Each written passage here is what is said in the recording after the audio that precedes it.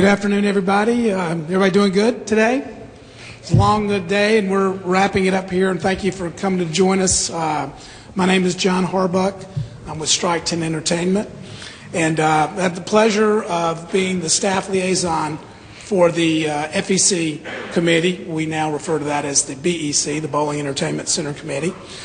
So the exciting thing about our committee is that when we began our conference calls and our meetings over the last year, there was an energy with the group that was invigorating because over the last 6 or 7 years, some of the traditional centers have looked at their businesses, and these gentlemen here on the panel and in the committee, have made the step to converting to a BEC type format and programming. And so with these guys, they bring a lot of energy, a lot of knowledge, because they've gone down those paths. They've navigated the path to converting. Now, the charge from our president for our committee was to bring forth recommendations for benefits and different types of programming from the BPAA that will add value to membership. So the objective of our committee was to bring forth those recommendations. So one of the key recommendations that came forward from the committee was to develop a seminar that would allow at Bowl Expo here to tap into the knowledge base that these gentlemen on the panel have had over the years. Each of these guys are in varying different phases of their conversion. So it's a good opportunity, and I encourage you guys to we want this to be a dialogue, ask questions, anything that you guys have on your mind about the phase of the conversion that they're in, and they can bring a lot of wisdom their way. Now, first of all, I want to thank my committee, and some of the guys are up here on the panel or on the committee, but Dave Kirshner, our chairman, I'd like to thank him. Mark Weiss, who's on our committee, Mike Logan as well. Jay Tritley with Alley Cats, Craig Buster is on the panel, Brian Weatherford, Darren Needham, Doug Davidson, and Mark Pater are all part of this. They've volunteered their time and energy and knowledge to help bring forth this seminar. So Colin Kirshner is our moderator, and he's with Crazy Pens, and I will turn it over to Colin. All right, thank you. How's everybody doing? Oh, come on, this is a dialogue. Everyone's got to talk. Let's make some noise. How's everybody doing today? Great. All right. It's the last session. First of all, let me say thank you for sticking around. I know the last session, last education, there's a temptation right now to sneak away and catch the early happy hour, maybe make your way to the pool. So thanks for being here with us. I think you're going to get a lot out of it. I'm going to moderate today. My goal is to talk as little as possible. I really want this to be a session where you guys are asking questions and these guys are providing the information. The less that I have to talk, the better. But my job is basically going to be to make sure that things keep moving, that we get to all the topics. And for that purpose, I want to lay down a couple ground rules for today, okay? As I said, this is a dialogue, so rule number one is you guys have to ask questions. As we go through this, it's about getting the information that's important to you. This is your seminar, your session. If you want to talk about the early stages in financing, then we need to hear from you. If you want to talk about operations and packaging, then make sure you ask that question. Otherwise, we may not get to it. And that's my goal, is to make sure that we get to every question and all the information today. My second rule is that we share the time. We share the microphone. I said we got a pretty big group in here. We got a lot of information to cover, so nobody's allowed to dominate the conversation. That goes both for you guys as guests as well as for our panelists. If I've got to cut somebody off and make one of these guys move on to the next topic, that's my job. So please don't take offense to that if we just keep moving right along. Before we get to introductions of our panelists, what you need to know about all of them is that these guys are like you. They're proprietors. Nobody sitting on that stage is selling any products. They're not professionals. They're not consultants. And they're not here to give you expert advice. These guys are just going to tell you stories. They've lived it. They've been there. I know that everyone in this room is at some stage of the conversion process. Now, maybe you're at the very end of that stage and you're ready to open, or maybe you're just for the first time thinking, maybe we should do something different with our operation. But we're all in that conversion process, and these guys have all gone through that already. So hopefully they can share some insights, their stories, and that'll get you some information to help you on your road in that conversion process too. Does that sound good? Cool. All right. Well, let's go ahead and start. First off, Mike, you want to kind of introduce yourself and let us know about your operation? All right. Thank you, Colin. My name is Mike Logan. I am from College Station, Texas. So go Aggies. Who said that? Oh, yeah. Now let's go Browns, right?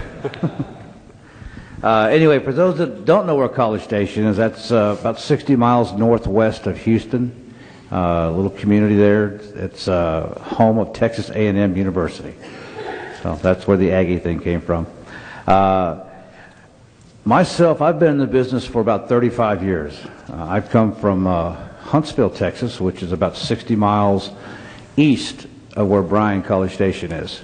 And been in the business 24 years. I've seen everything that I could think of in these 35 years. I've seen the evolution of what's going on in our business. I was there in the heyday in the late 70s, early 80s when leagues dominated our business. Probably 75–80% of our business came from leagues. And I've watched over the period of years how our league business has been going down and down and down. What I've also noticed too is that revenues have almost stayed the same and have actually started to rise a little bit. And a lot of that is because of what we have. You know, even if you have if you don't have an FEC, you still got a bowling alley or bowling center. You still have that. You've got a great opportunity, a great place for people to come visit. And I think for myself, just doing little small things for myself as far as renovations go, cleaning my place up, organizing my staff. I'm sure everybody here does those things already. Makes a big difference. We're able to start getting more involved with the community and doing things like that. I think the days of opening up your doors in September and closing them in June because you had leagues, I think those days are pretty much over. You know, now it's just going to take a lot more creativity on our part to do things different. And one of the things that we were looking at, we were challenged with, was with an additional revenue stream. I always wanted to do this. It was probably about 7 or 8 years ago when we had this idea. Actually, gosh, 10 years now. It's been 10 years ago when I had the idea of doing something like this. Went over to the Bryan College Station area. We were able to negotiate. We bought a 40-lane center in the town. It was a 70,000 square foot building, had 40 lanes, and it had a skating rink in there. We took that place over. The revenue was doing, I guess, pretty decent for just bowling and skating. We went in there and did a total renovation on the side of the place. And we put laser tag, we put blacklight mini golf, we did video games, we got conference rooms, we got birthday party rooms, video games, 2 bars, upgraded all the bowling machinery, the lanes, everything. Spent quite a bit of money, but I'm going to tell you something. It's the best thing we ever did. I'm so giddy. And I'm living proof right here to let you guys know that you don't have to be that smart, because I'm not. I had no idea. If I would have found out when I first started this thing what it was going to be involved to actually make this transition, I probably would never have done it. I'm glad that God gave it to me in small doses, and I surrounded myself with good people who knew what was going on. That was a big help to me. And then also too, just to also let you know that some of the things that the difference between running the bowling center and the BEC is the culture and your mindset of changing those things. You know, I said a minute ago, it starts from the top and goes down. You've got to be very enthusiastic and passionate. I think if you have those two, you're almost halfway there, right there. You got to be committed, and if you want to do it, it's out there. And what I did is I went around to people who have been before I have, asked a lot of questions. I mean, I was a pain in a lot of people's sides, but I just kept asking questions, and got the answers I needed. But anyway, just let you know that you don't have to be that smart. And I'm proof of that, honestly. That's great. Thanks, Mark. Anyway. Mark, yes, please. Hello, I'm Mark Weiss. I'm the general manager of AIRWAY Fun Center in Kalamazoo, Michigan. We've been in the BEC business since 2003. We were a 32-lane bowling center and moved to a 56-lane bowling center that was empty. We put in 40 lanes, so our first year we had 40 lanes. We had bumper cars, Quiznos, and we had an arcade with shared revenue. our philosophy was to recreate, reinvent ourselves every year. So every year we've added one thing. We added laser tag the next year, outdoor go-karts the next year, mini golf the next year, laser maze, Palladium, Time Freak. The next year we bought all our games, our arcade games, so we kicked the vendor out. And last year we remodeled our bar and put in an 8-lane suite. So we, with 22 Michigan craft beers on. So we've done something new every single year since we've opened up. We also are a league bowling center. We've got 1,200 league bowlers still. We want to be a league center. But with being an FEC, that 1,200 league bowlers accounts for 8% of our revenue. So we are, we want leagues, but the way our revenue is, leagues are not as important, or not. They're still important, but they're not as big a draw as they used to be. Our revenue is about a third. Peter Starkle, the one before, if you were here with the seminar before, he had told our numbers, stole my thunder. But our revenue is a third bowling, a third attractions, and a third food and beverage. So, and we're not done yet. We just hired a architect, so we've got another phase. We've got a 5-year plan that we look at every year, and we tweak what we're going to be doing the next 5 years out. So, do we stay on task all the time? We don't. I mean, there's things we change in our 5-year plan, but we're always looking 5 years out to see what's out there and see what we can do next. Thank you. Craig? My name is Craig Buster. I'm the general manager at Coconut Bowl Wild Island in Sparks, Nevada. I got into bowling kind of a strange way, so I'll kind of give you guys a timeline. As Kathy DeSocio called me, the water park guy. We started out as a water park in '89. Just kind of give you guys a different perspective on things. In '91, we opened up our 2 outdoor 18-hole miniature golf courses. In '92, we opened up 3 go-kart tracks to kind of accommodate all height requirements, ages, that type of thing. Fast forward to 2002, and we put up a 40-foot roller coaster. So going through that inspection process was really very interesting, to be honest with you. That same year, we purchased, actually the year before that, we purchased a building adjacent to the property that had a roller rink in it. They had a pretty bad injury, so we purchased the building pretty reasonably priced. And we put in our bowling center. It was 42,000 square feet originally. 16 lanes, 4 private lanes, high velocity, a bar because it's Nevada, and full service high-end restaurant, served chipinos and steaks, prime ribs, that type of thing, called Smoke and Marlin. I tell you that because it's not all about successes. We have failures as well. That only lasted about a year, and the restaurant failed. So we went back to what we thought, we'll go back to our demographic, we'll go to families, and we'll open up another restaurant called Spaghetti Joe's, Italian-style family restaurant. That failed too. $2.5 million later, we realized that was going to be a tough one to get over. So the center was doing well, besides the restaurant. So in 2006, we sold our roller coaster, and we added on another 27,000 square feet to our bowling center. We tore down the old high velocity, built a newer one that would house 330 kids, or capacity of 330 kids. We put in another bar, because we needed another bar, and we already had one at our water park, and then 2 at our bowling center now. So, but in 2009, we put in blacklight mini golf in the failed restaurant space. It's about 2,400 square feet, because we know how to do that type of stuff, but restaurants, we don't know how to do, obviously. So 2010, we added a couple laser mazes, and those have been great for us. They're not the hugest revenue producers, but per square foot, they do very, very well, better than anything in the park. And then lastly, this summer, we're in the process of putting in a new ride right now. It's by a company called Triotech. It's an XD interactive dark ride. It's kind of like a motion theater with guns. It's pretty cool. So, and like Mark, our revenue spread is basically the same, kind of about a third bowling, a third attractions, and a third food and beverage. We have league bowlers as well. and our league bowler base goes up every year, actually. Over the past 3 years, we've raised it. I know it's not a lot, but we've raised it by about 100 bowlers by adding certified sport bowling leagues, which is something we never thought we would do, but it's worked out pretty well for us.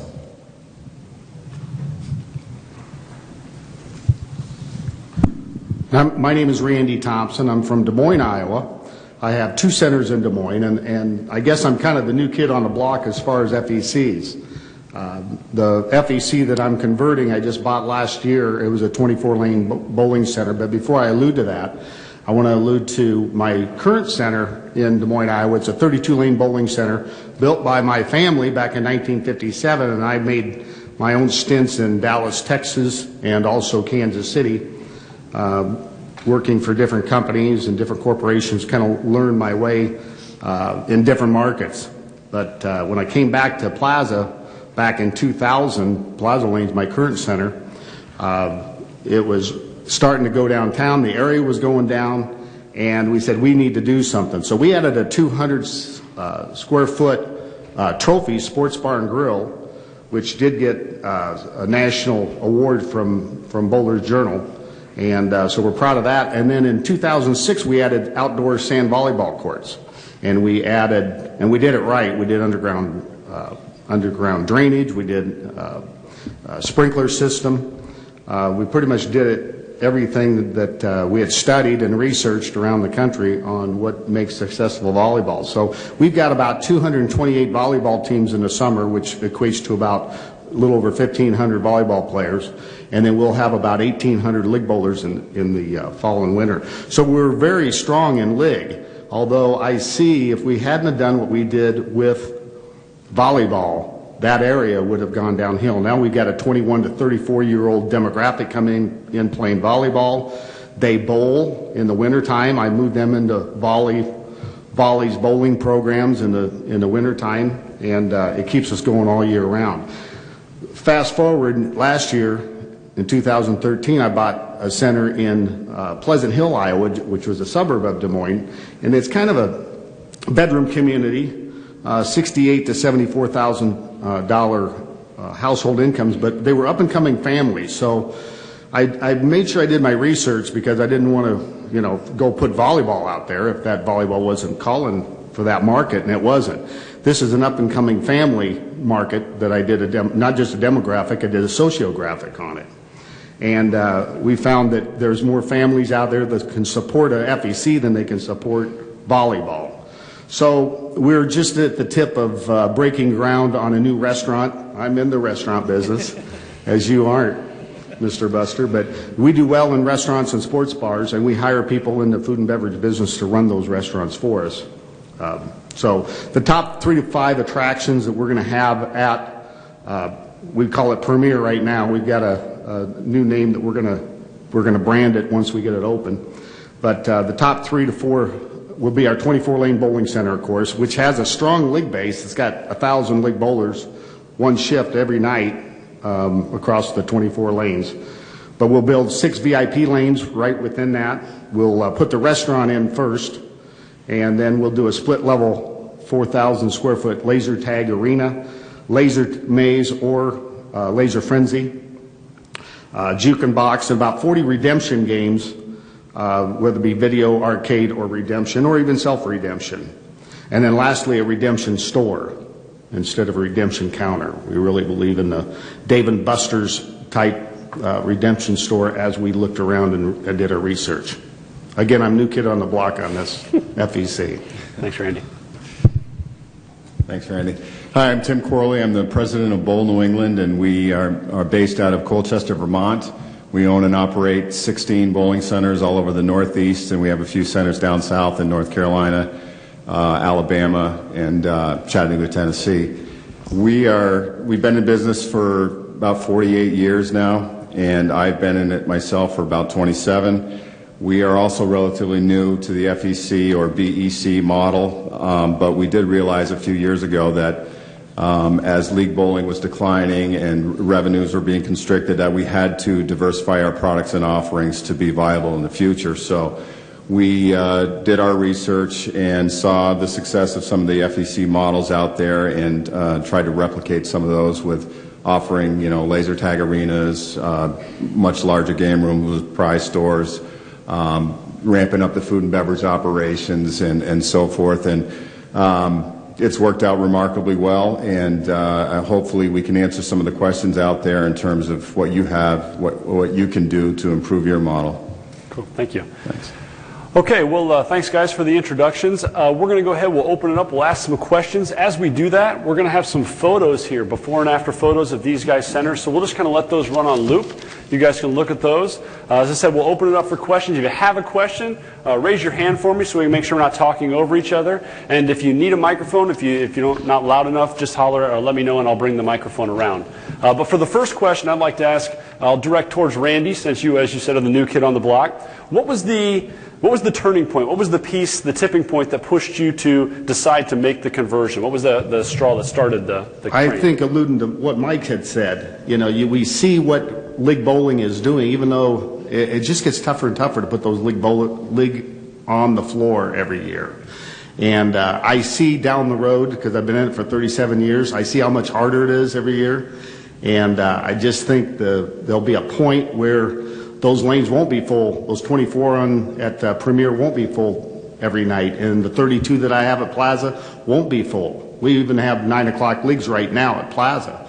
But it's just getting tougher and tougher. So I see, in order to attract the new people that we researched that don't even come into bowling centers, there's a big percentage of our of customers out there that won't step inside a bowling center. They call them bowling alleys, those type of people. But they won't come in, but they will come into an FEC. They'll come into a family entertainment center. I think in order to keep us going down the road for my kids and the next generation, I think we have to have other things besides just bowling as the anchor. Yeah, Mike. Yeah, I'd like to add to what you just said. One of the things that, in going forward, that we saw the decline in the league, but changing the culture and changing everything inside your center, we decided that when we moved, we bought the existing bowling alley. I say bowling alley because that's what it was. It was pretty bad. But one of the things that we did, we changed the name. And let me tell you, I'm not afraid, I'm not scared, I'm not ashamed of being a bowler. But something about the fact of the name, okay, I did not want to put bowl or lanes anywhere in my name. And I don't mean that to be disrespectful or anything like that, but I wanted to call myself Grand Station Entertainment. And the reason for me doing that is if you ask yourself the question, you ask the people in the community, you can call yourself a bowling center all you want, but to them, you're still a bowling alley. And the more you try and change their mind, the worse it gets. So it's like, okay, just buy into it. But we changed our name to Grand Station Entertainment. And for us, you asked a question to anybody in the community, would you drop your 12-year-old kid off at a bowling alley on a Friday night at 7 o'clock, or would you drop them off at an entertainment center on Friday night at 7 o'clock? And you'd be surprised at the answers that you get. Most people will say, well, it's an entertainment center. And for some reason, it's the exact same thing, but it's the image that we're trying to change. And it's the culture. Clean your place up. Your competition isn't necessarily another bowling center down the street. Your competition, what we felt, is all the different restaurants in the area. When you walk into those places, what does the staff and what does the help look like? They're very well trained. They got uniforms on. They got name badges. They got all those things. And what do we have? If you really take a good hard look at yourself, what do we have to present to the community? Those are types of things that we had to change, and I'm grateful we did. So. Well, I think we actually closed 5 centers this past year. We had 19 bowling centers, and we took the money that we got from selling the centers and reinvested it into new locations. And basically, those centers that we sold were in sort of mature markets, not really big potential markets in the future, so it didn't, and or limiting factors with the physical plant so that we couldn't convert that center necessarily or invest enough money in it to get our return in that market. So what we did is look for bigger markets, growing markets, and we did some demographic studies. We got information from actually BPAA and outside third-party market analysis companies. And we were fortunate enough to find some existing centers, which I think going forward is going to be more and more difficult to do. We're going to probably have to either build ground up or buy some, or lease some boxes or do some retrofitting. But that's the kind of analysis we did. And once we found the right places, then we bought those centers, and now we're in the process of converting them. Thank you. I heard Tim just say it. I know Mike said it, and I believe Randy said at some point too. They've all done demographic research. How many people in here have done a demographic study on their facility in the last year, too?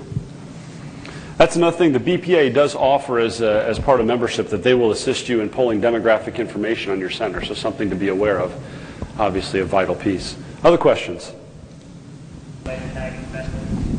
Our laser tag is really small. We're going to redo ours, and it's only like 1,200 square feet. So we actually, that was the third attraction we put in, and at one time it was like 1,800 square feet. We took out some to put laser maze in. When we put laser maze next to it, the revenue doubled. I mean, for us, laser maze or laser tag is the highest per square foot in our building. I mean, it's we don't have a whole lot of competition in our town. It's a pretty small market. It's only 150,000 or 200 within 20 miles. But laser tag is just a great thing. And for us, the first year it didn't do very well. Second year it did very, very well. So it was when we're looking at attractions, we're looking at about a 1-year payback on everything we do. If we're doing laser maze, Palladium, anything, it's right around the 1-year payback. We did our arcade games, and we bought 40 games, put in a system, and it was a 1-year payback. So that's kind of what we're looking at, a year, 18 months. Yeah. Tim? Yeah, I just wanted to interject a couple things. On laser tag, what we've found is that, and we have, I think, 4 or 5 going right now, that if you have the opportunity to do a multi-level laser tag, 2-level laser tag, you're probably going to end up doing up to 40% more at least in revenue. It definitely is a better attraction than a single-level laser tag arena. And ours typically run around 3,000 square feet or 4,000 square feet. And the payback's probably going to be within a year to 2 years. Yeah, we got probably one of the largest ones. We got about a 7,000 square foot arena. Of course, we were blessed with all the square footage when we bought the building, so we made use of it. But one of the things, we started off with a really small, inferior laser tag system, and it stayed broke all the time. So we went ahead and bit the bullet and got a new system, and it's worked out. It's worked out great. We use ours mainly, as of right now. We first got it, it does gangbusters, and it still does well. We use it almost as a loss leader, and we'll get into this later, that I use it as a lot of bundling packages. I do a lot of late night specials that will include unlimited bowling, unlimited laser tag, unlimited mini golf for one price, and you get a game card. Those are just some of the flexibilities you have when you have other attractions that you can do. So it's real hard for me to say what kind of payback, but it does help out with the food and the bar also. I can answer that one. Okay, I hate to talk, but I'm telling you, one of the first things I learned is the mentality and the psychology, because the product that we have now is a superior product. Okay, so I have that mentality of being in the bowling business for 30 years beforehand, and it's like, just to get people to walk in my door, I got to discount this, I got to give away this, and I got to, BOGOs, this and that. I hired a salesperson that works for me, and believe it or not, this salesperson knows nothing about bowling, and that's actually good, because they come in, and I am not allowed anymore to make any more deals with anybody. Okay, and I like that because I give things away. I give them away. I just can't help it. I figured out a long time ago when I worked the counter at the bowl that by working there, people know you. They come up and they want everything for free. Well, now I don't want to do that. And so when people ask me now, I say, well, look, I'll have to check and I'll have Pam get back with you, or you call Pam and give her the card. So, but to answer your question, you turn and you're no longer a Walmart, so to speak. I'm not trying to badmouth Walmart, but you've got a good product that you can give away now, and you can sell at a decent price. So what you're doing is not to be giving it away like you might have done Right. in the past. Yes. I mean, you still do packages and things like that, but you don't have to, not like you were just traditional bowling. Yes. Good question. Just quickly to add to that too, I mean, we're really going after a different customer now, with the new model, and that customer is looking for that luxury experience. And I see Peter's back there, but you want to provide. You've got a great facility.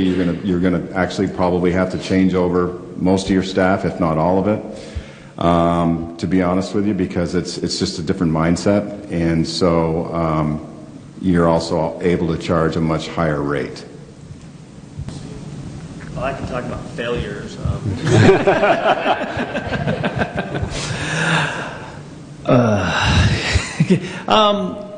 We brought in food, just like Randy said, we brought in food and beverage people. We did, and we thought we brought in the right guys.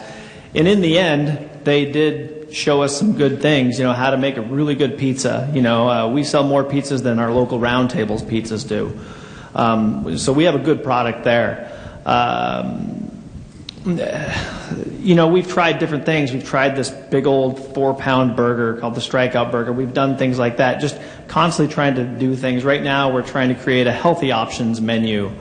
Of course, everybody talks about craft beers, that type of thing when you're talking about beverage, and we do quite a bit in that arena as well. But when it comes to our food and beverage area, we have 2 food and beverage managers now that run our entire park. We leased space right next to us to an Outback Steakhouse, as I was telling somebody earlier. And part of the deal with leasing that space to them for a very good deal was they're going to show us how to make prime rib. And they did. And we make a pretty darn good prime rib now. So, those are some of the, I think when it comes to food and beverage, and I'm sure Randy can speak to it much better than I can, it depends on the people. It really, really does. It's a very interesting industry, especially in Nevada. Very challenging with the unions, and we just flat out failed at it. So let Randy talk about successful things. Yeah, Mike had mentioned that, changing the name. People don't want to go out to necessarily even Plaza Lanes to go get prime rib on a Friday night, even though we did the same thing, offered prime rib on Friday night. But we did change at least the name of our current restaurant to Trophy Sports Bar and Grill. Still not a place you probably think to go out and eat prime rib on Friday night. So I think the name is really important, that you brand a new name when you go to change your facility, like we will at Premier. It won't be Premier Bowling and Entertainment. It will be something as far as something entertainment, but it will be kid-driven, family-driven, and even the restaurant will. Well, since we built our 8-lane suite, the expectations in a bowling center for food are not that high. Normally not many people wake up in the morning and say, I'm going to go to the bowling alley to eat. Since we've done our 8-lane suite, we have really upgraded our food, got a lot fresher food, a lot better food, and the corporations we get in are amazed at how good our food is. And our snack bar is so small, but we've worked really, really hard at making it more upscale and on par with some of the other restaurants in town. So you can't serve exact same things. If you go to this, you have to upgrade your food, fresher food, better food, and just got to work harder at it. There's no question about it. And we do a great job with our food, and our food sales have gone up probably 25% since we built the suite. And I'm going to pick on you here a second, Mark, because we've talked about craft beer a little bit, and you've got something kind of unique with craft beer. Is Big Earn or Earn McCracken? What's the? Didn't you? We just put in our remodeled our bar when we did the suite. So we've got we took out bathrooms. Got to be a really big project.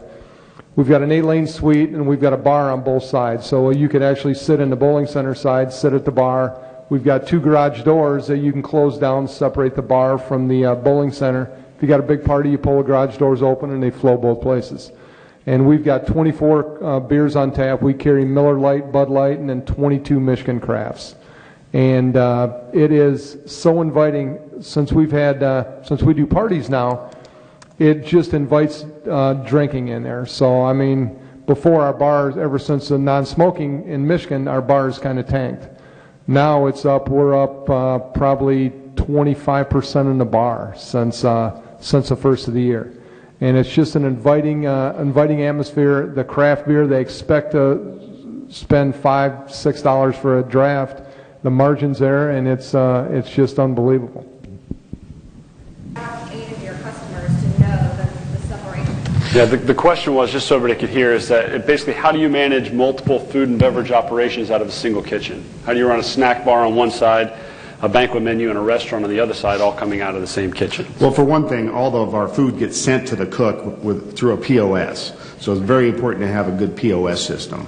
And whether it be coming from the snack bar, it's identified that this is coming from the snack bar, put this in a basket, put this on a plate that's coming from the restaurant when it comes from those POSs. As far as the food, we try to make the same half-pound burger at both places, so it's consistent. So they know if they come in on Friday night and want to eat in the restaurant, they can come in there and have the same burger they have out there on Wednesday night when they're bowling. So we pretty much offer the same thing inside Trophies, our current center, as we do out on the concourse. And it's just maybe served in a different basket, different plate. Yep, and we have different servers. A server for the bowlers is a lot different server than that for the restaurant. The restaurant's a little bit more expertise type person that knows that you have to bring the salad first, and then you have to bring the appetizers, and it's a little bit different animal. So that's why a good food and beverage manager is very vital. Somebody that's in that hospitality area and has been before. Yeah. Just so everyone heard, the question was, how do you announce the change? What effective tools did you use to promote your grand opening of the new facility?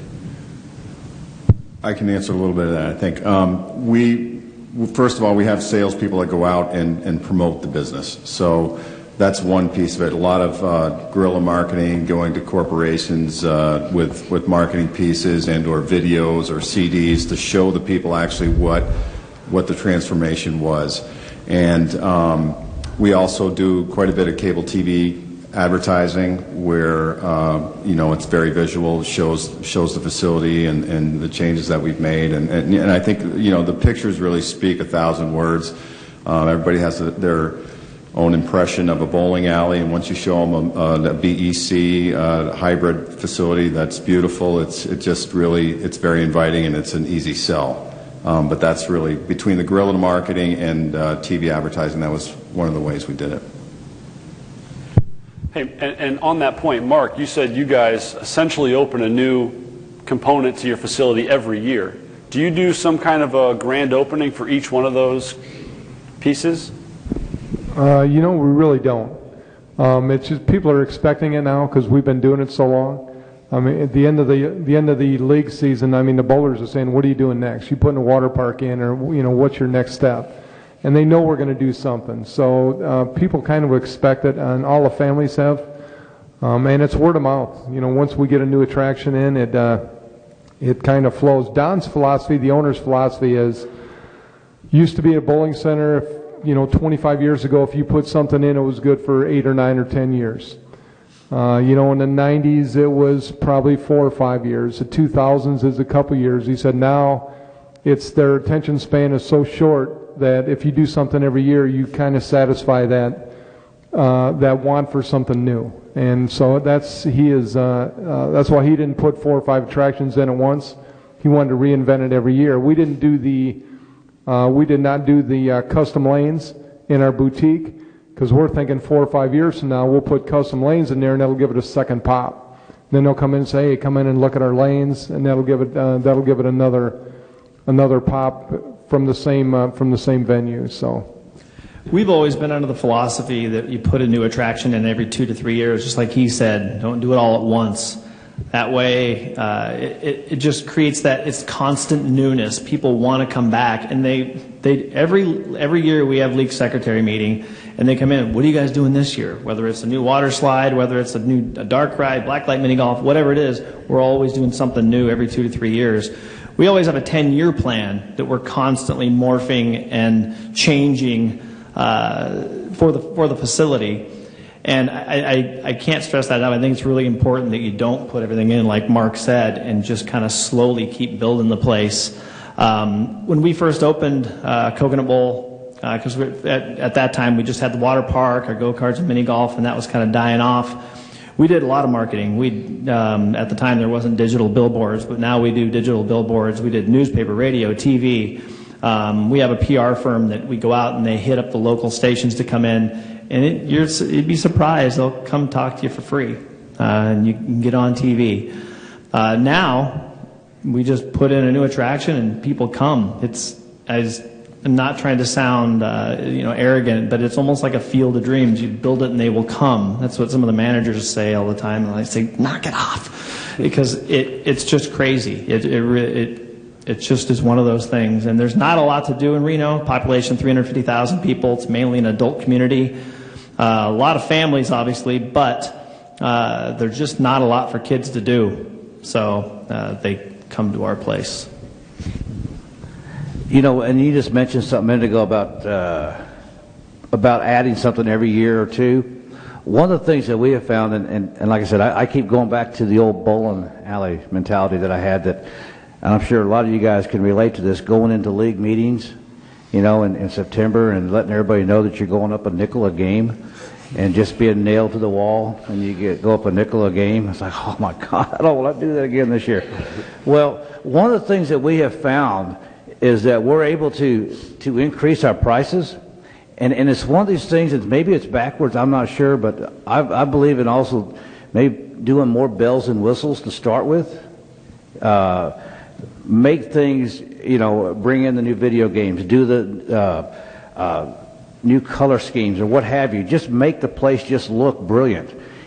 Your league bowlers will come in and they'll see that you're spending money back in the place. And when they're able to do that, we go up on our price.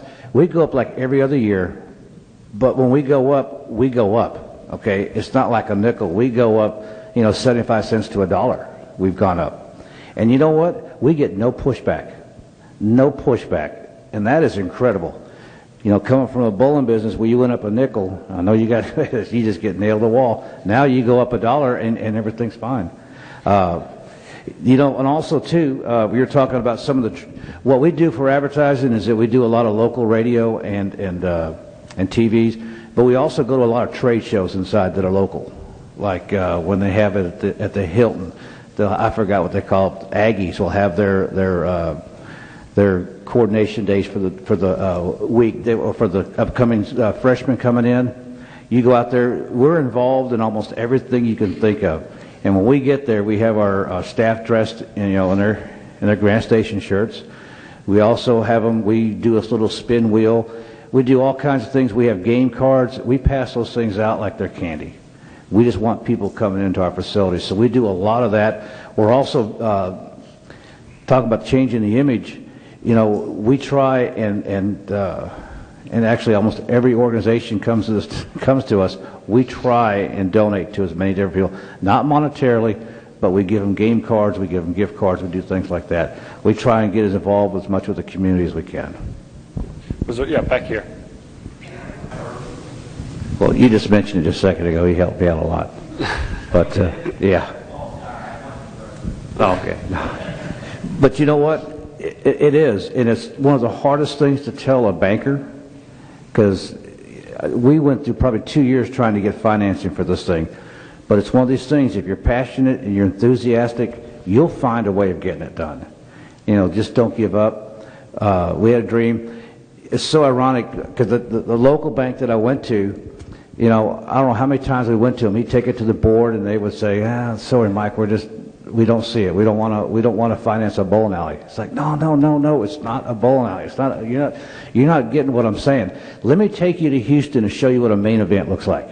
I ain't got time. So, okay, so we tried it again. So what's really ironic is like the first week we opened, and we are just slam-packed busy. And he happens to walk in. And it's like, oh, so this is what you were talking about. It's like, yeah, that's what I was trying to tell you. Just don't give up. Find somebody who can help you. Like I said a minute ago, I'm not the smartest guy in the world. I know nothing about financing. But I surrounded myself and I went out and found people who could help me. And that, you got to do that. So, anyway. Well, the nice thing about it is now, though, there's history. 10 years ago when FECs were just getting started, there was no history in it, so it was really tough to get financing. Now you've got resources to go to and like businesses that are in similar markets to yours that you can call and get some numbers. So it's a little bit easier now, and I think it was 5 years ago or 10 years ago. So. I was just going to mention that too, John. Thank you. That there are specialty banks out there that like this industry, that are more than willing to invest in it. So, and that's one example. I believe also if you check with some of your Benson, I'm not happen to mention names, but I know there's companies out there that will just invest in video games, for example. I mean, for 40 games, the average cost of a video game is $7,000 to $9,000. So, but there are, for example, not to mention a name, but Firestone, for example, is a Firestone Financial that will invest just in those games. And when you own your own games, that's probably the biggest turnaround, the biggest ROI is your games. And you don't have to be an expert to work on it. And you know, this, and just to add to that too, this, what we're doing today is one of the first charges of that new FEC BEC committee with the BPAA, and finding financing and specialty banks is exactly what that resource is there for. So now you have a friend at BPAA who can put you in contact with that kind of financing and help as well. This up front first, and then right back there. How critical was the time? When we originally built our bowling center, we hired an interior designer. I was telling the story earlier. It scared the crap out of me, to be honest with you. We just didn't want to do that. And we're just a bunch of, I almost sound like Mike for a second. Sorry, Mike. We're just a bunch of rednecks in Nevada. So he didn't realize this interior designer thing is pretty cool and it would work. It was pretty costly for us. But it paid off immensely. It just creates such a different atmosphere there. It cracks me up still that Dave has the same palm trees in his facility that we do. But big old concrete palm trees, I don't know what the hell we were thinking. But anyway, it just creates an atmosphere. It's very warm. People come in, and when people come into the facility for the first time and they just stop and they look around, you know you did it right. And that's what we get still to this day. And we've been open 12 years, something like that. It's a big, long blur. But it really works. And I firmly believe in hiring an interior designer to come in and get you all that fancy schmancy stuff that us rednecks wouldn't pick. All right in the middle. We're from California, and you guys are talking about expanding. We don't necessarily have the room to expand, so we have 32 lanes. If we're going to take something out, or what would you recommend, like the top laser tag? We have a bar that does, I would say, half of our business, bowling, what would you say, a third, restaurant, arcade, the rest. But what would you recommend the top adding on or taking out some lanes necessarily would be your top sellers? Well, we were in a box too, so we were in a big box, 56,000 square foot box, but we took out 16 lanes when we got started, but we had locker rooms in there that had 200 lockers in there that are now Palladium, that's making $65,000 a year. You know, every square foot that we have in the building is being utilized for revenue. I mean, if you've got an office that is prime real estate that can be used for laser maze or whatever, I mean, we're looking all the time. And we just looked a month ago, and we're going to move our laser tag around because it just makes more sense for room. So, you know, if you're stuck within a box, you just got to be real creative on what to do. Build out's expensive. You know, if you only need a 24-lane bowling center, if you're not full every night with 32 lanes and you only need 24, take out 8 lanes. 8,000 square feet is a lot of square footage. You can put a lot of attractions in, and it just changes the dynamic of your whole business too. So. And I'll speak on that too. We took out lanes in most of our centers. We were actually doing a combination of taking out lanes in some and then adding onto the building in others where we can. But on average, we took out 8 lanes and up to 12 lanes to put in, bigger game rooms, laser tag arenas, and of that nature. And I was really concerned initially with what impact is that going to have on my bowling, because we just cut off 25% of our inventory. But the reality was that, the bowling, you're not full all the time. And, we found that actually open bowling went up as a result of it on fewer lanes. So it is a leap of faith, but at the end of the day, you've got a much better attraction altogether. So everything benefits from it.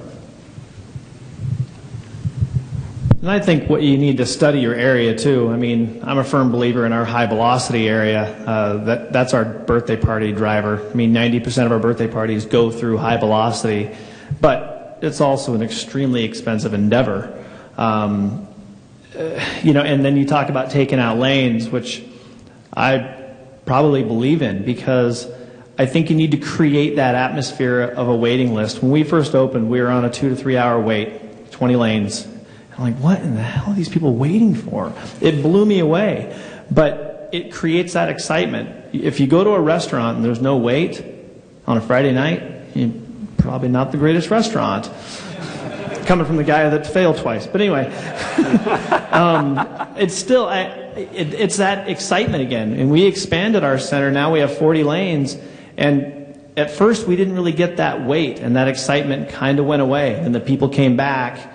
And now we're back to 2 hour waits, and we're busy year round. I mean, we go down to about 20% in the summertime, but when you talk about what to pick, that's a tough one. I mean, it depends on money, space. We're also going up. We have 27-foot ceilings on one side, and we're putting in a second level for a VIP party area. So we were walking around, a couple months ago. We're like, where the hell are we going to put? We got to do something. We need something new. So we're going to put up a mezzanine, as was said earlier, a second level for a VIP party area that's going to have a great view of our high velocity area. So it's kind of your call, but there's a lot of reasonably priced attractions out there. There really is. And I bet every one of these guys would attest to that. What people do while they're waiting to bowl when you have fewer lanes is they spend money on ancillary revenue sources. Yep. And if all else fails, move to Texas. Okay. Right up here first, then in the back. Did you have a question? Absolutely. Get them. Well, the one thing, like you said, bowling is your anchor. Bowling is an anchor, and that's going to bring people in. So when you got a waiting list, you're going to be able to have people spend money on other things inside your center. That's why we do a lot of inclusive things. But as far as video games go, there's a couple games out there right now. If you don't own your own games, you may want to consider buying your own games. Like Randy said, there's a company out there right now that'll help you with financing on it. And it doesn't take a whole lot to get involved. And there's a couple games out there right now that if you don't have, they're merchandiser games. Those things are the highest revenue things that you can imagine. You guys ever heard of a Keymaster game? No? Oh, I'm telling you. Do some homework. John, you got a Keymaster, don't you? It's like printing money, isn't it? I'm serious. That thing just makes so much revenue, it's not even funny. But almost as good. But I tell you what, just to start with and answer your question a minute ago, it depends on how much money you want. I mean, obviously, if money was not an issue, you'd go out, you'd buy an interior design, you do all this stuff. You are an architect. Be careful with architects, though. Okay. But if money's an issue, maybe step back from your center and look at it and say, okay, look, I've got this square footage over here that's doing absolutely nothing. Okay, man, maybe I could put some video games in there, or maybe I could do this. Talk to some people that are doing it. There's a gentleman right here, a friend of mine, Rick Goins. He's over there in Texarkana. He did that. I mean, he's just giddy. He owns his own video games, and I think that's a misconception a lot of people have about video games, is that I don't know how to work on them. Trust me, these are not pinball machines from the 1970s. Okay, these are computers, and if you have a mechanic that knows how to work on bowling machines, I promise you, they could work on a video game. They're not that difficult. Financing is readily available, and you're going to watch your revenue just skyrocket if you get your own games. All right, right in the back there. Have any of you, have any of you gentlemen looked into adding movie theaters?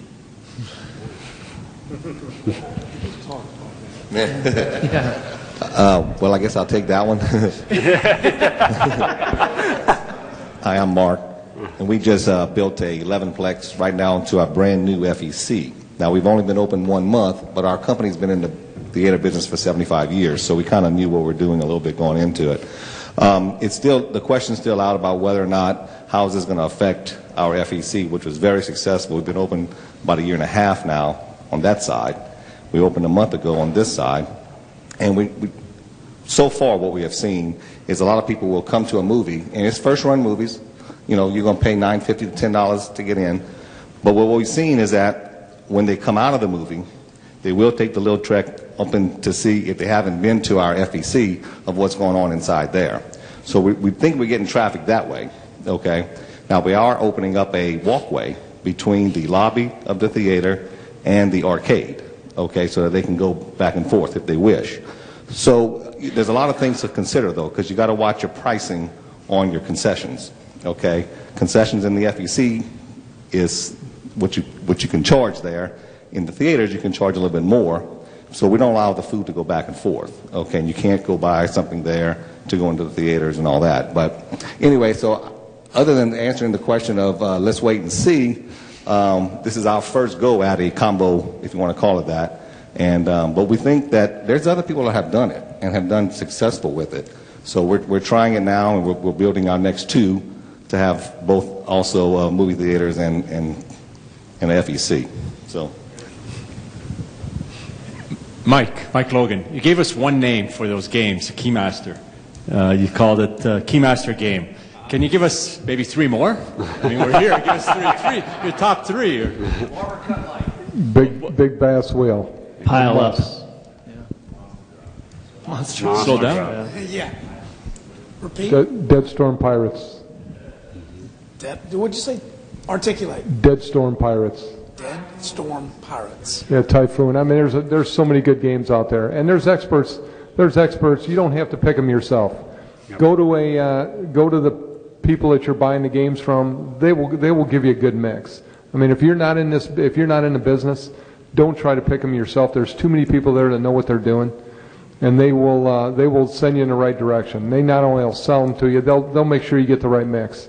And it's if you're doing redemption, it's usually about 70%, 75% redemption, 25% video.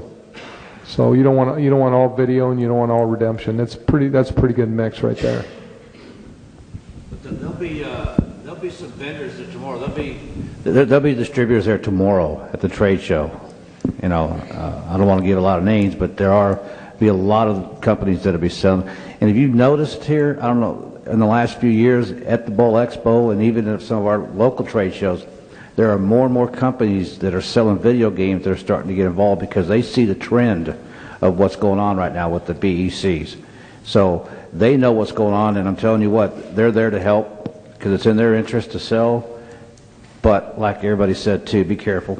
They're trying to sell their stuff, but in reality, yeah, those games do well. And I think all these guys would attest to that which games you have are important, but where they are, their location within the facility is equally important. I'll tell you that a game that performs great up front can be moved to the back and do absolutely no money, and vice versa. So. Also, if you're going to do redemption, my suggestion would be ticketless instead of do a card system. Do a card system. We've been open 2 years. And if we would have had tickets, we'd have been over 18 million tickets. So it would have been ticket jams, dirty, all kinds of stuff. And it's for the price of the card system, it pays for itself just by not buying tickets or the filth, and you got to get rid of them somewhere else. You can't put them in your dumpster because kids will grab them and try to redeem them. I mean, there's a lot of things can happen bad. Yeah, front please. This is kind of directed at the whole panel. We have 40 lanes in a 35,000 square foot facility, very small for the number of lanes. I'm just curious, how important is it to have party rooms if you have a conversion and you For example, if I were to take 16 lanes out, how important is it to have party rooms along with the other attractions? Well, I've been doing birthday parties for over 20 years, and it's kind of interesting. We started out with party rooms, and those became pretty antiquated. Then we became the Costco of birthday parties. Just a huge area. It looked nice, of course, but just a bunch of tables, and we'll turn and burn 40, 50 birthday parties a day. But now we're coming back. Here we are building a VIP area. We do have our bowling garages, which are 2 private areas, or it opens up into 1 big private area. But it's just kind of interesting. It's been a cycle where it was private, birthday party, we're exclusive. Now people wanted to be seen. Said, oh, look, I'm having my birthday party for my kid, that whole thing. And now it's become, now I want to be a VIP. I want to be above everybody. I want to be in that closed area, but got to have glass so people can see me, that type of thing. So that would be, that's my take on it. We do about 20 to 25 birthday parties a weekend, and I would say probably 17 or 18 of them are on the lanes themselves. We have the birthday party rooms, but the way we've got our packaging, we have 3 packages. They always choose that middle one, and that's out in the bowl. And they always want to do the bowling one, and we're not going to make them go into a room. But we do offer the room, and we do fill it up from time to time, but most of our birthday parties are on the bowling lanes. We have about 70% of our business right now is group events and party business, a lot of which are birthday parties, and they do them on the lanes. I was just curious if that will still work. Every one of our birthday parties go into a birthday party room. And we've got about 30 or 40% of our birthday parties that aren't even including bowling. So most of them are, a lot of them are just game room parties. So, but I wish we had more. I wish we had more party rooms. And we conversely have no party rooms, and we do all of our parties on the lanes. And in some cases we do, 50 on a weekend, and it seems to work out pretty well. We do once in a while do laser tag only parties, and we have a small space for that, but everything's open. Okay, thank you. And we are building party rooms in our new facility. I'll let you know. Yeah. So you got your answer. A good example, there's no right answer, it's just different ways of doing things. So, I thought I saw somebody over here. Do we have a question? I missed the hand. Any other questions? Yeah, again, Felipe. Talked about payback with respect to like the games or laser maze or laser tag.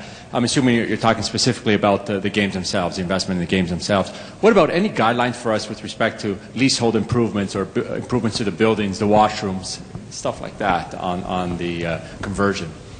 Guideline, some kind of guideline. How much should we spend on the leaseholds, the interior design, the exterior of the building, signage? Well, as you could kind of see on the one for Premier, that there's 3 different examples there of different cityscapes that we're going to put on the front of that, especially to kind of identify the restaurant. That'd be a different cityscape than the rest of it, for example. The right side of that particular one is the bowling center. The middle is the new trophies, or whatever I'm going to call it, restaurant.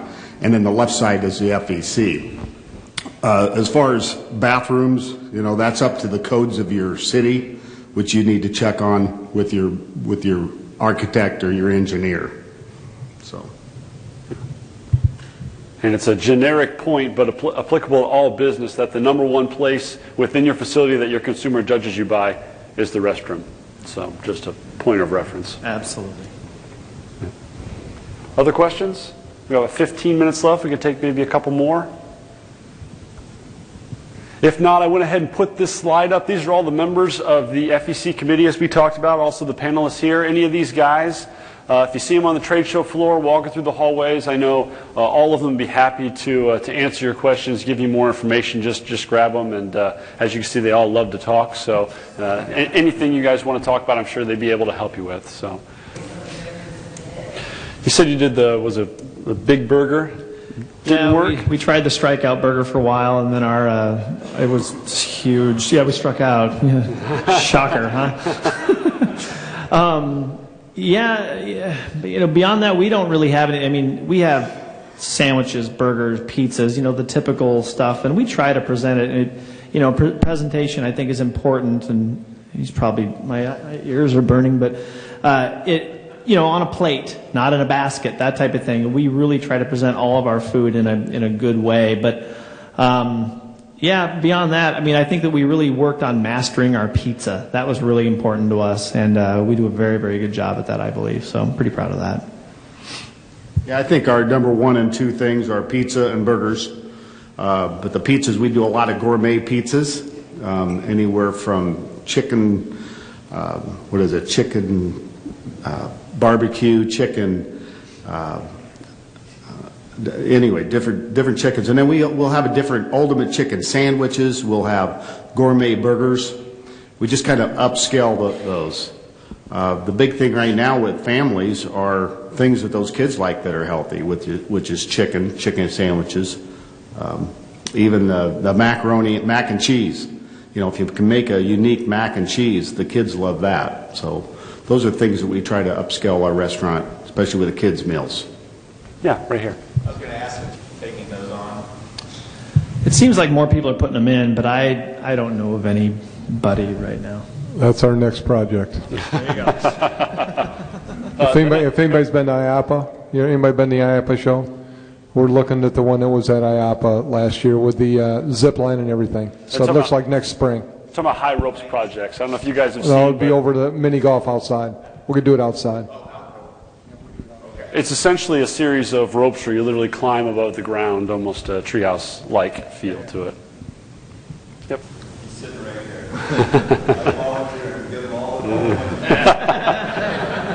Yeah, right up front. What is high? Did you say high velocity? Is that what you said? Yeah, it's a 3-story interactive play structure. It has little closed cell foam balls the kids can shoot around from blasters, not guns. It's got ball fountains, it's got slides, there's just a ton of different elements in there that keep the kids busy. They get sweaty, it's stinky in there. Cleaning it is very, very, very important to us. I don't want to be the McDonald's ball pit. But that's what it is. It's made by a company named Prime Play. They're out of Canada. I don't know if they do them anymore, though, to be honest. But I know there's other soft play companies out there. And there was another thing, too. It was bowl something. I think maybe you said it, Tim. There was another... Palladium? Palladium, yeah. Palladium. Oh, that was Mark, yeah. Palladium is it's a cannon shooting game. It's made by Art Attack. We've got one that's it's like 300 square foot. We got 4 cannons on each side. You shoot Nerf balls about the size of tennis balls, and they shoot them at targets. Mostly they shoot at each other. So they get them and they throw them. It's an interactive game. They've got to run and get the balls and then shoot them. So good, very inexpensive game, and it's good for corporate, good for all ages. So. Yes, sir.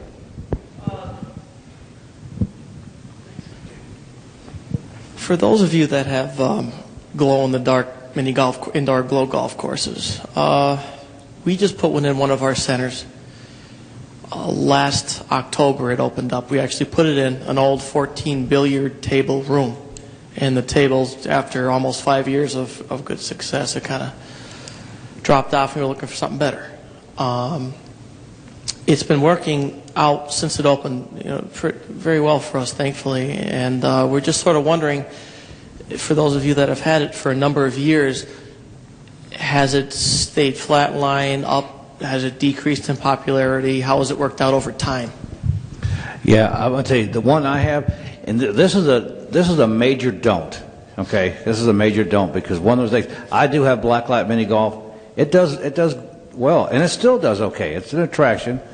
But one of the things that I did is that the company that I hired, we made it so nice. We had all these different rooms.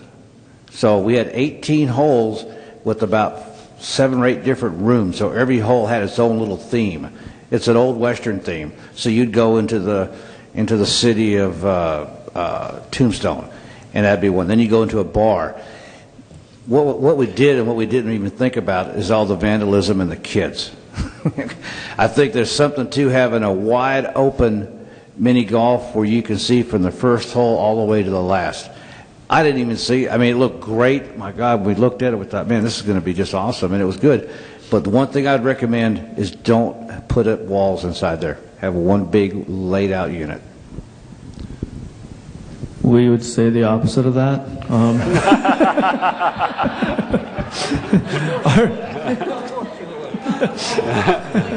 Yeah, pretty much. We have a 9-hole, so it's smaller, and it works out pretty well. The first 2 years were really good for it. We charged $525 for 9 holes, and then it started to taper off. So I got a sticker and I put unlimited play, $525 unlimited. It's just like high velocity. It's a $650 wristband for all day. Well, they only play once, maybe twice. You get the kids to go around a couple times, but by putting unlimited play in there, it really, people think it's a bargain. So much to where we capitalized on what our water park does, and we do season passes now for our dry side of the park. We have what's called a not summer pass. So for $50, $49.99, you get all of our attractions for 6 months. We also have 2 summer passes, a go-kart summer pass because that's a big seller for us, and then we have a coconut bowl summer pass. All those are $49.99 each for 6 months, and it's a good deal to the customer, but mainly it's kids that are buying it, that can't drive, so mom and dad have to get them down there. So our usage is fairly low, but to get that $50 out of somebody, or to go back to what I said before, that creating that unlimited is really huge to people. Mm-hmm. Yeah. One of the props that we had, and the company that we did it lived in Missouri, had no idea what happens in Texas. Has no idea that there's a rivalry between Texas and Texas A&M. So they gave us a steer, a longhorn steer that they put inside our mini golf. It's part of the Old Western. Well, I don't know if you guys are familiar with College Station, but one of their big thing is saw them off. So almost everything you see has got a horn sawed off. Well, it didn't take long for the horns to get sawed off that thing. So anyway, just a little FYI there. Like I said, if you guys we'll go ahead and wrap up. If you've got more questions for these guys or any of our other committee members, please feel free to grab them over the next couple days if you see them out there. Other than that, let's have a round of applause for our panelists here.